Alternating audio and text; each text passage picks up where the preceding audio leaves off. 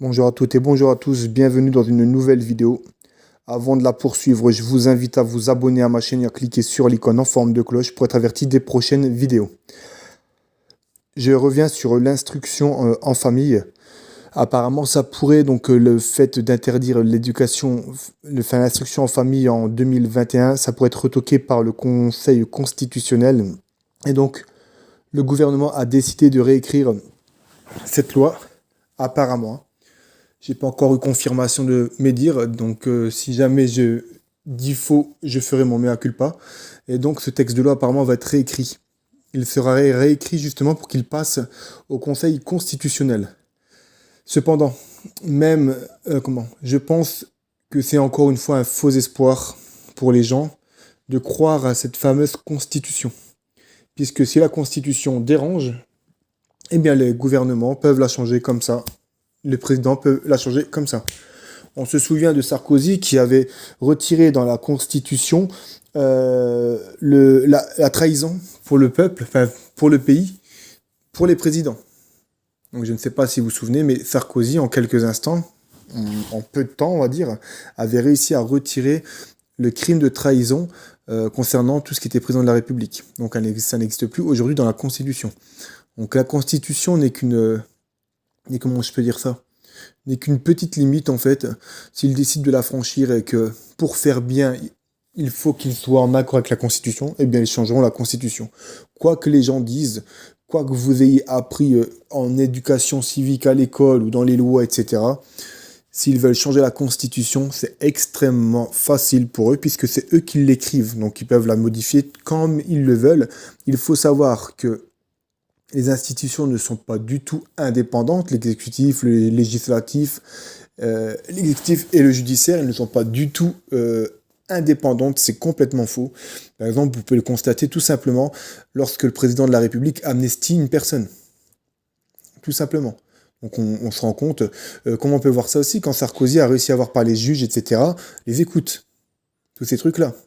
Donc on voit très bien qu'ils ne sont pas indépendants, qu'ils sont copains comme cochons, et qu'ils s'accordent tous, et que en fait ce n'est que de la poudre aux yeux de croire que ces trois pouvoirs sont indépendants. C'est encore une fois pour vous arnaquer, pour vous faire croire à l'indépendance de ceci, de cela, et vous tombez dans le panneau. Mais c'est absolument faux, ce sont tous les mêmes, ils vont à droite, à gauche, l'autre il est ministre, puis passe au Conseil constitutionnel, et puis inversement, et donc en fait c'est exactement la même pourriture, la même racaille, qui est dans le pouvoir exécutif, législatif ou judiciaire. Donc j'espère que vraiment vous vous rendez compte de la supercherie du truc, je n'y ai jamais cru, à cette soi-disant indépendance, je n'y ai jamais cru, puisque en fait...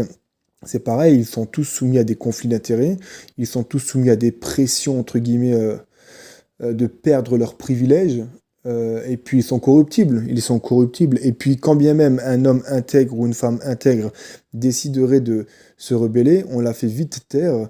Par exemple, un médecin intègre, on le fait vite taire en le menaçant ou en le faisant, comment je peux dire ça, exclure. Mince, le mot ne me revient plus. Ah mince, du droit de la médecine. Ah là là là là. Bref, je me souviens plus, le mot ne me revient plus en tête, donc mettez-le en commentaire si vous souhaitez m'apporter ce mot. Je sais plus comment on dit, je sais plus, mais vous voyez très bien de quoi je parle. Donc voilà, c'était pour revenir un peu sur l'instruction en famille, la loi qui sera passée en 2021. Est-ce que le gouvernement est en train de mettre en place pour justement qu'elle ne soit pas retoquée au Conseil constitutionnel, parce que vous comprenez, ça ferait trop gros. Ça ferait trop gros, donc il faut absolument que ça soit plus ou moins dans les limites de la Constitution pour que le Conseil constitutionnel ne puisse malheureusement pas mettre son veto. Et donc en fait, ouais, ce qui parle de changer, et après je vous laisse.